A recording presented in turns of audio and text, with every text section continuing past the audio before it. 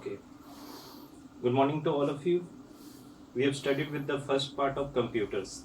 Now we'll be studying about computer languages. If we are defining the term computer language, computer language basically deals with the way of making the computer to understand. How we can make computer to understand. For example, while learning a English language, we are using alphabets. With the help alphabets, we are composing letters or words. With respect to words, we are composing a sentence. And that's why similarly with respect to computer languages, we have to make the computer understand what to do the task, what task has to be performed. That has to be understood by computer. So we are writing computer languages. We are inputting through computer languages. And the way of computer language making computer understand is with respect to binary number system. And binary number system is basically binary. Bi means two and nari means two. Number system means two numbers. One is 0, one digit is 0, another is 1. With respect to 0 and 1, we are making the computer to understand, and it is possible to write program with 0 and 1, but that is becoming more difficult for and making it to write, because it will be consuming more and more amount of rows, and it will be very time consuming. So the we have defined with respect to computer language with respect to two types. One is low level language, another is high level languages. First is low level language is basically written in the form of binary digits or binary number system or close to it. So first type of binary level language system is machine language. Machine language is basically in the form of zeros and ones. We are developing the logic in the form of zeros and 1. We are inputting in the form of zeros and 1. The instructions are executed directly by the computer. Computer is executing with respect to the given input, which is in the form of zeros and ones. Now it is becoming very much difficult for a user to understand. Now the second type is assembly level language. This is in the forms of abbreviation we are using. Abbreviation, which means it is making somewhat easy to understand with respect to machine level language. If I am writing 00001 means that is very much difficult to understand, because what it is conveying we are not able to understand. But if I am writing LD is basically it is defining one of the command. This is abbreviation, which is used to which we are saying it is used for loading and input. LD means loading. JMP. This is also very simple. We can interpret it that JMP is implies to jump command. So assembly language commands which basically deals with abbreviation, and abbreviation we are knowing that it is called and it is coded with respect to assembler. And assembler, what it tries to do is the abbreviation. It converts abbreviation into binary codes. So it is known as assembler. And deassembler, what does it do? That it converts binary code back into assembly level code. Assembly level codes are abbreviation. I repeat once again, assembly level codes are abbreviation, that is LD, JMP, LDI, MV, many more are there. So that is becoming easy for us than this. And this is known as second generation programming languages. So this is first generation programming languages. So it is becoming simpler than this machine level languages. Now we'll be studying about high level languages. High level languages is simply we can say that it is related to English level language. It is very much easy for understanding. It is very much easy for a user to understand. Means there are many high level languages. One is Fortran. The coding syntax is very simple for this. We are using it for scientific computation. This is one kind of languages we are using it for scientific computation. Lisp is language for use for artificial intelligence, and artificial intelligence also we are using it. Artificial intelligence, you must be playing chess. If you are winning one level, why it is automatically going to level second? How it is computer knowing that you are in level 2? It is because of artificial intelligence. And many more examples are there with respect to artificial intelligence. C used to process data, means what kind of data you are having, that is we can manipulate with respect to C language. COBOL, it is to organize and manipulate large amount of data. Large quantity of data is there. So we are using COBOL. Basic is just a beginner programming, means for a student level programming, first of all, if we have to start, so we can start with basic. It is also a programming language. Pascal, it is used for software production, and it is also used for educational institution also. We are using Pascal programming language for software production as well as for educational level. C++, as this is different from C. C++, it is used for industrial. Industrial means software industry we are using, or for educational purpose we are also using C level. Java also, it is a small programming.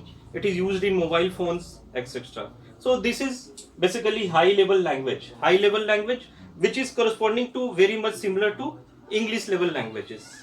Now the one more type of language is 4GLS, means fourth generation. These are type of third generation programming languages. So C and Java are third generation. C++, MATLAB, SQL are fourth generation programming languages. No. Now what is known as fourth generation programming languages means it is more programmer friendly. Means the syntax is very simple. Syntax basically means we can relate it with the alphabets. With the help of alphabets we are forming words. So, and with the words we are forming a sentence. So it is programmer friendly, means the syntax is very simple. In this we are using English words only, means basically the language used here is SQL. For example, if we are using SQL is structured query languages, and structured query languages we are using for SQL. There are many commands such as select. Select is just an English word. Where is also an English word, and distinct is also an English word. So these are the language words, and these are the syntax which are directly used in SQL.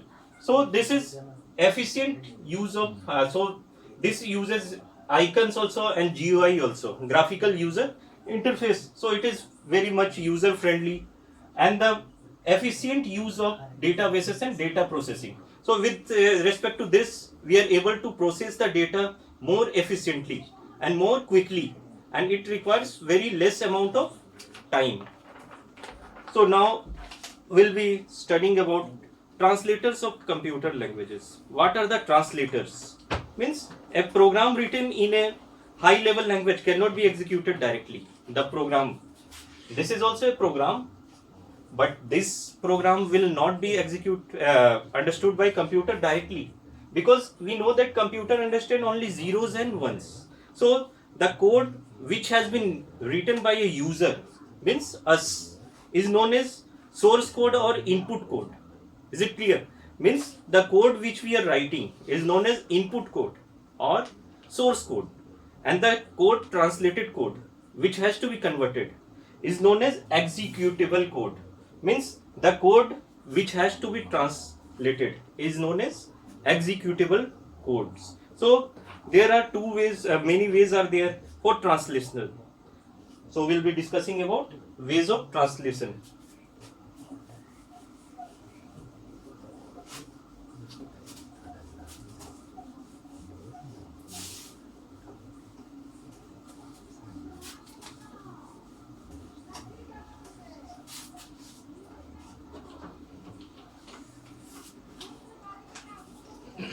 So first is assemblers.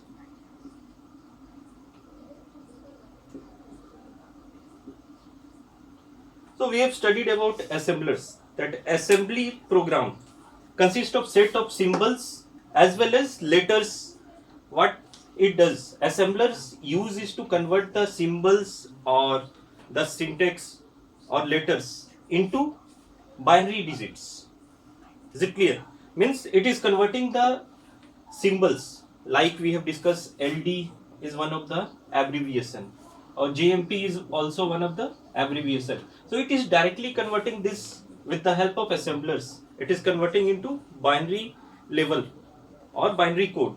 So it is also one of the type of converter or translator. Translator is basically, if I am speaking in English, someone is not understanding English, so it has to be translated in Hindi or any other language. That is known as translator. So first type of translator is assembler, which is used for translating assembly level language. And assembly level language, we have studied that assembly level language is either in the form of alphabets or letters or in the form of abbreviation. Now the compilers.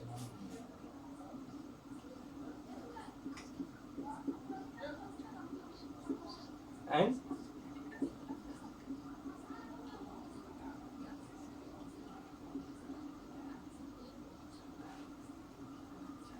see, for understanding compilers, I will be giving one example. Compiler and interpreter. See, if I am speaking English, so if a person is not understanding English, so it has to be translated into Hindi. So what is the procedure of translating? There are two ways of translating into Hindi. One way is that if I am speaking one sentence, the same sentence will be translated into Hindi. Means line by line translation, and that is known as interpreter. Means interpreter translate the code line by line. But what is the second way?